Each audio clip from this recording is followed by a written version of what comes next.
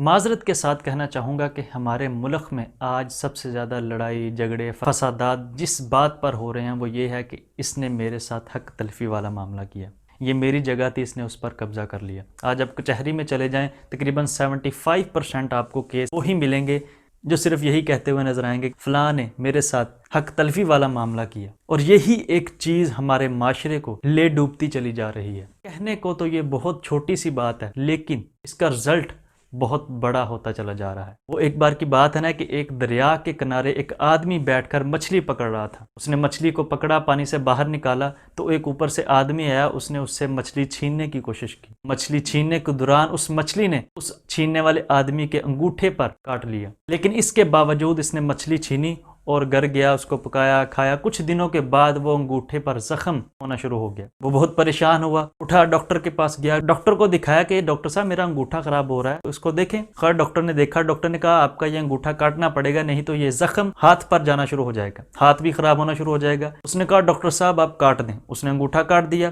پٹی کر دی، گھر چلا گیا۔ کچھ دنوں کے بعد وہ ہاتھ خراب ہونا شروع ہو گیا۔ پھر بڑا پریشان ہوا، ڈاکٹر صاحب کے پاس آیا، ڈاکٹر صاحب یہ ہاتھ خراب ہونا شروع ہو گیا۔ اس نے کہا ہاتھ بھی کاٹنا پڑے گا، نہیں تو یہ زخم بازو پر جانا شروع ہو جائے گا۔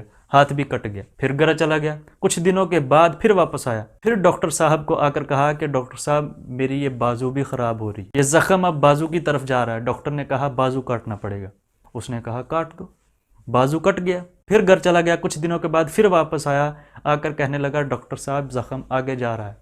ڈاکٹر نے کہا سب کچھ چھوڑ، پہلے یہ بتا تو نے زندگی میں کوئی غلطی تو نہیں کی؟ سوچا، سوچنے کے بعد اس کے ذہن میں آیا کہ ہاں ڈاکٹر صاحب ایک دفعہ ایک آدمی مچھلی پکڑ رہا تھا، میں نے اس سے مچھلی چھینی اور اس چھیننے کے دوران اس مچھلی نے میرے انگوٹھے پر کاٹا تھا جس وجہ سے یہ زخم شروع ہوا۔ ڈاکٹر نے کہا سب کچھ چھوڑ، اس آدمی کو جا کر ڈھونڈ جس کے ساتھ تو نے زیادتی کی تھی۔ وہ اٹھا، بھاگا، اس آدمی کو ڈھونڈنے لگا۔ ڈھونڈنے کے بعد وہ آدمی ملا۔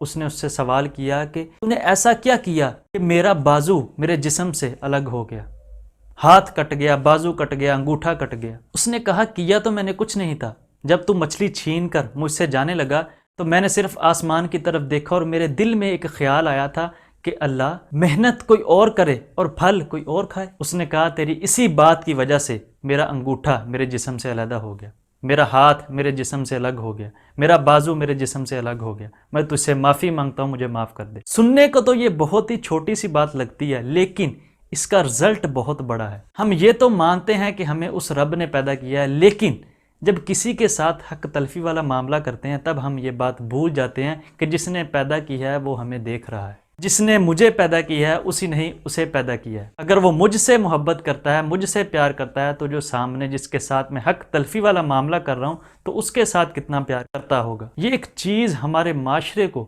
لے ڈوبتی چلی جا رہی ہے، خدا را اس سے گریز کریں۔